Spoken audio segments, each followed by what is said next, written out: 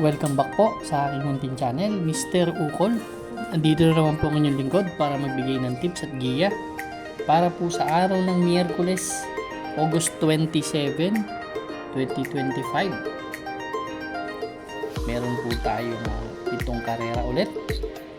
As usual, alas 5 po ang start ng karera. Tingin ko medyo mahirap na karera ang nilaan sa atin para bukas, pero tignan natin kung makakachamba tayo. Shoutout po Jesus Abella, Celestino Abejo, Francis Tonido, Kiko Bersaga, at kaya Boss RB Borja, Sir Deo and Sir Larry Yuson. Ingat po kayo palagi. Yan. Kay Boss Chris na rin. Boss Chris Garcia. Yan, sa Dangay OTB. Saka sa mga palaging nasa OTB, shoutout sa inyo lahat. Ingat po. Race number 1. Ito po yung start ng ating winner take all event. Covers races 1 to 7. Meron po tayo ditong 10 kalahok. Distansya po 1,400 meters. 3-year-old and above maiden race placer tong grupo na to. First choice po number 7, Robotic Play. Actually si Robotic Play stakes campaigner kasi to. So dito na hindi pa gumagraduate ng maiden race niya, no. Huling takbo nito last August 17 doon po sa Ramon Bagatsing stakes race. Pansyam lang dumating to, nagtala ng 143 in a fraction sa milya, pero may magandang tinakbo to last June 8 nung sumigundo to sa Hopeful Stakes race kay District 1, yung napakagaling na kabayo ngayon. Siya po ang sumigundo ron, 1,800 meters. 157 po ang tinala. Kaya na ang aking first choice. Second choice ko yung number 10. Royal Salute, ganun din to. Napakatagal na rin sa maiden ito, no? Mga veterano na sila. Huling takbo nito last August 15. Pang-apat dumating to kala Sprewell Borderline, 128 na fraction, same rider. Pero 127 na ang best time niyan sa 1,400 meters. Pareho sila ni Robotic Play. Gusto ko lang to, ang ganda ng post position. Actually, naglaban na yan eh. Nung tinalo sila ni Sheltex Best, segundo ron si kung matatandaan nyo, si Robotic Play, tersero dumating si Royal Salute. Race number 1, ang first choice number 7, Robotic Play. Second choice number 10, Royal Salute. Good luck po. Race number 2 na po tayo, bayan karista. Ito naman po yung ating Pick 6 event, covers races 2 to 7. Meron po tayong 8 kalahok. Distansya po 1,200 meters, medyo maiksi. 17 to 41 split. 5:30 ang start. First choice po number 1, si Money for Sheltex. Ito almost lagpas 1 taon. Ang huling takbo po nito last year bago tong August 13 niya. Last year, kila player Andre tumatakbo yan, last May 23, 2024. Pero huling takbo niya last August 13, doon kila Kipitaki, tersero dumating yan. So, Ramon, ang tagal po nga hindi tumakbo, pero ang ganda ng tinempo, 1.15 media. Tapos, parang nagsimpleng batak lang sa kanya, kaya yan ang aking first choice. Second choice ko si Wildcat, although si Wildcat hindi maganda mga tinatakbo, pero last August 16 kila Margo Metal Strength, panlima yan, nagtala ng 128 in a fraction, pero siya po ang may best time dito sa 1,200 meters. Gumagawa po ng 1.14 at 1.13. 113.8 ang tinala niya nung nanalo yan last March 26, medyo matagal na, baka dito siya manalo sa maigsi. Third choice ko yung kumikilos na ngayon, to si Gugma. Taas naman din talaga grupo nito. Last August 15, segundo to kay Biglang Buhos. Nagdala ng 114.6, same rider. Race number 2, first choice number 1, Money for Sheltex. Second choice number 3, Wildcat. Third choice mo number 7, Gugma. Good luck po. Race number 3 na po tayo, Bayang Karerista. Pick 5 event covers races 3 to 7. Another 8 entries tayo dito. 1,200 meters. Pero this time, 42 to 56 split naman yung grupo.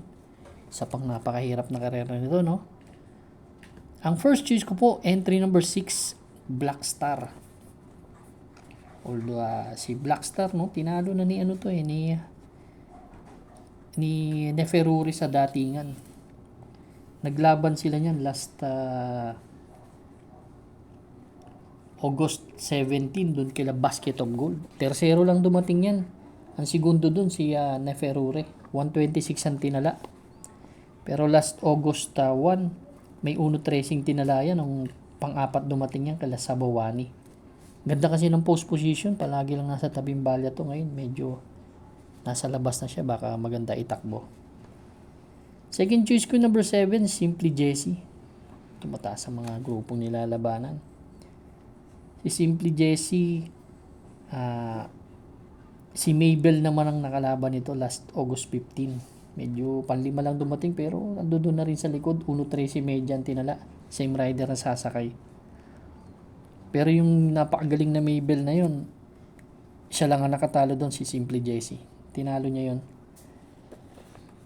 Third choice ko po yung number 3 na rin, itong malaking kabayo na si Neferure, itong imported na to.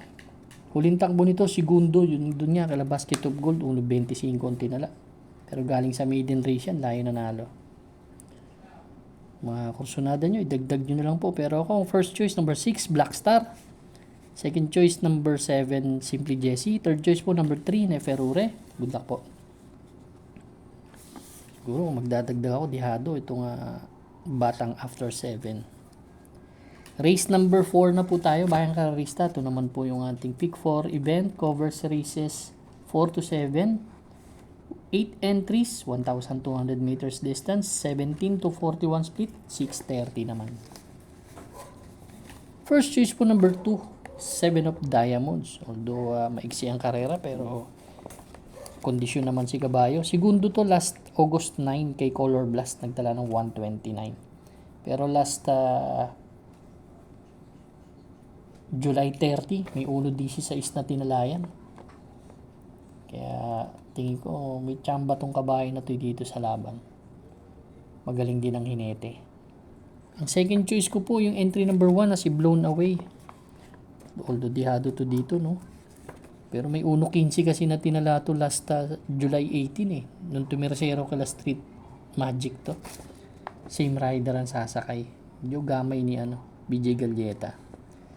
Ang third choice ko po, nakita ko naman baka walang humabol. Si Winsam Maxim, baka makadihado. Kung bad track bukas. JL Lazaro, ganda ng post position. Race number 4, ang first choice number 2, 7 of Diamonds. Second choice number 1, Blown Away. Third choice po number 8, Winsam Maxim. Good luck po. Race number 5 na po tayo, Bayang Karerista. Last extra double and last daily double plus 1 po. Isa rin magandang karera to. 8 kalahok, distansya, 1,200 meters ulit. 17 to 41 split na grupo. Dito sa laban, no, may konting tulin si Quincy. Boss Pabale, meron. Pero gusto ko dito yung Swakto Power Duo. Medyo mataas ang laban palagi. Swakto Power Duo. Last August 3, doon kila Bohemian tumakbo yan, panlima dumating, 1.30, pero galing sa panalo yan last July 11. Malayo na nalo yan, kila Thriller, nagtala ng 115.2. Din tumaas ng laban, lumaban kila Full Combat Order, medyo ibang grupo na yun. Tingin ko naman kung sa tulin at tulin, ganda ng post position, parang pwedeng walang mauna eh. Kaya lang, dito na naman tayo kay Uno. Sana manalo na, marami ng galit kay Uno. So, suluhin ko po, entry number 8, Swakto Power Duo. Good luck po. Race number 6 na po tayo, Bayang Karerista. Last double natin. The penultimate race. Para 8 kalahok, distansya, 1,200 meters, 17 to 41 split. 7:30 ang start. Isa ring napakagandang karera nito. First choice ko po medyo umakyat ng laban. Sunny Nature. Although si Marquis Angel lang ang tinalo nito last August 13 Pero sobrang pigil po nito. Tingin ko mag-uumento pa si Kabayo. Isang meron siyang tulin pero pwede siyang parimatiin. Yun ang gustong-gusto ko sa Kabayo na to. Ang second choice ko yung number 3 na si Hanglus. Si Hanglus last August 13 dun kila Golden Opportunity tumakbo kila Donya Patsy. Actually, mabigat yung nakalaban sa harapan si Donya Patsy. 115.6 lang ang tinala, panlima lang dumating pero siya may best time dito last July 25. Nanalo to kila Animo Lasal, 112.8 po ang tinala niyan. Kung hindi siya habulin ni Mr. Manileñan, although talaga si Mr. Manileñan may tulin. Pero kung di hahabulin si Hanglus, yun. Pwede silang tapusin ni Hanglus. Ang third choice ko yung number 6, si Grand Majesty. Ito naman, kung talagang bakbakan sila, makasunod to, malaki ang chance ang manalo nito. May 1-14 to nung tumirsero to kila Tough Feeling Bad Boy MJ. Race number 6 ang first choice, entry number 8, Sunny Nature. Second choice, number 3, Hanglus. Third choice po, number 6, Grand Majesty. Good luck po. Race number 7 na po tayo. Last and final race for Wednesday night racing. Paratingan po ng ating mga exotics. Winner take all, pick 6, pick 5, pick 4, last extra double, and last daily double plus 1 po. First choice ko po, entry number 8, Santa Maria. Santa Maria, kapapanalo lang nito last August 8 Tinalo nito si Golden Aria. 1-14, same rider ang sasakay, pero kung napansin nyo doon, numero 1 to doon Then hindi maganda si Nalida. Pangalawa sa bugaw, then tuloy-tuloy. Kumuha ng harapan, galing pa ng hinete. Ang second choice ko yung pwedeng magdala ng marcha kung talagang maganda isasalida. Itong She's Royal. Ito may 1-13 puntos sa isto last July 26. Segundo to kay Art Seb. Kung maganda i-rate ito, malaking chance ang manalo. Ang third choice ko yung number 3, Captain Bob. Ito, segundo naman to kay Instant Notice. Nagdala ng 127 last August 9. May mga kursonada kayo sa paratingan, dagdag na lang po tayo. Hindi talagang mahirap ang karera bukas. Race number 7 ang first choice ko. Entry number 8, Santa Maria. Second choice number 2, She's Royal. Third choice po number 3, Captain Bob. Good luck po bayang karista. Maraming salamat po sa inyo walang sawang pagtangkilik sa aking munting channel. Good luck and stay safe.